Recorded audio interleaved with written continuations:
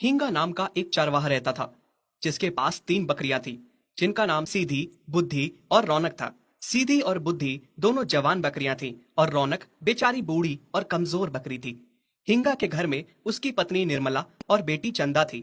हिंगा की बेटी चंदा को रौनक के साथ बाकी बकरियों के मुकाबले ज्यादा लगाव था। माँ, मेरा खाना हो गया बस।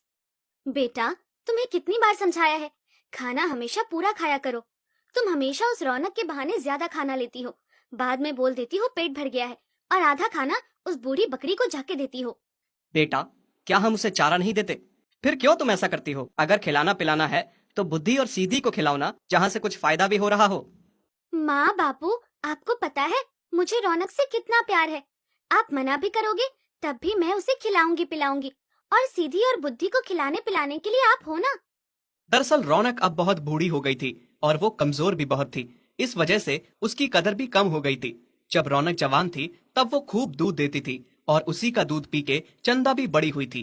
पर मालिक और मालकिन अब उसका ये एहसान भूल चुके थे। रौनक अब कुछ भी खाती पीती तो उसके शरीर को लगता ही नहीं था। ऊपर से मालिक उसे सूखा ही चारा खिलाते थे। वही सीधी और बुद्धि खूब जवान थी, दूध भी देती थी। उनके दूध की वजह से हिंगा का घर चलता था। फिर एक दिन की बात है। अरे प्रणाम सरपंच साहब, आइए आइए। कैसे? प्रणाम हिंगा, कैसे हो? मैं ठीक हूँ मालिक। आप बताइए कैसे आना हुआ, और आप इतना परेशान क्यों लग रहे हैं? क्या बताऊं हिंगा, बहुत ही दुविधा में हूँ। मेरी पत्नी बहुत ही बीमार है, उसे हृदय रोग है, बहुत बड़ी गंभीर बीमारी है। बहुत पैसा खर्च किया लेकिन कोई फायदा नहीं हुआ। डॉक्टरों का कहना है कि उसे अगर बकरी का दूध हर रोज पिलाया जाए तो वो ठीक हो सकती है, और यहाँ दूर दूर तक बकरी का दूध तुम्हारे अलावा किसी के पास नहीं है। क्या क्या तुम मेरी पत्नी को बचाने में मेरी इतनी सी मदद नहीं करोगे? मुझे अपनी घर की बकरी का दूध नहीं दोगे? मैं लेकिन मालिक, मेरे घर का दूध पहले से ही किसी के घर में जा रहा है। मैं आपको कैसे दे सकता हूँ? मुझ पे मेहरबानी करो, मैं तुम्हें डबल भाव दूंगा दूध का, पर इनकार ना करो। डबल भाव सुन के हिंगा सोच में पड़ जाता है। ठीक है सरपंच साहब, बात आपकी पत्नी की जान की है तो मैं आपको दूध देने को तैयार हूँ। आप रोज आके मेरे घर से दूध ले जाइए। बहुत बहुत धन्यवाद तुम्हारा। अरे वाह जी, ये तो हमारी चांदी ही चांदी है। दूध अब डबल भाव में बिकेगा। सीधी और बुद्धि तो हमारे लिए सोने का अंडा देने वाली मुर्गी से कम नहीं है। हाँ निर्मला, तुम सही कह रही हो। आज से तुम सीधी और बुद्धि को और ज्यादा खूब खिलाया करो, ताकि वो ज्यादा से ज्यादा दूध दें।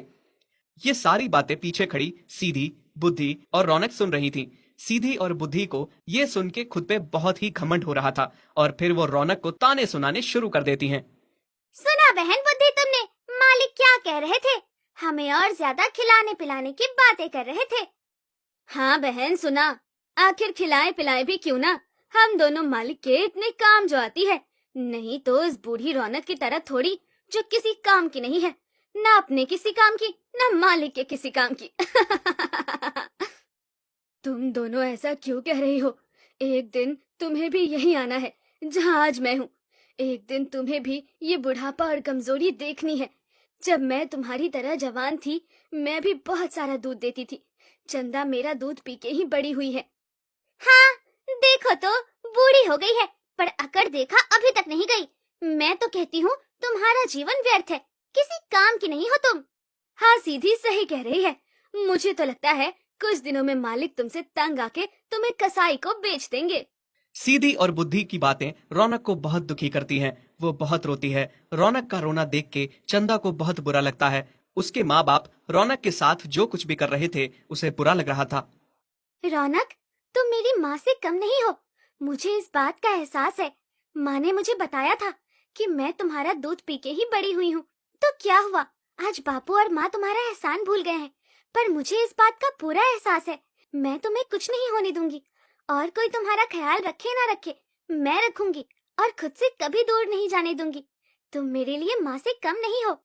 बस इस तरह से हिंगा के घर से रोज बकरियों का दूध सरपंच के घर उनकी बीवी के लिए जाने लगा। सीधी और बुद्धि इस बात से अपने ऊपर खूब मान करती और रौनक का मजाक उड़ाती थी। साथ ही हिंगा और उसकी पत्नी डबल भाव में दूध बेच के बहुत खुश थे। सुनिए जी, मैं तो कहती हूँ हम लोग इस रौनक को जो सूखा चारा खिला रहे हैं वो भी बर्बाद कर रहे हैं। ना तो ये दूध देती है, ना ही अब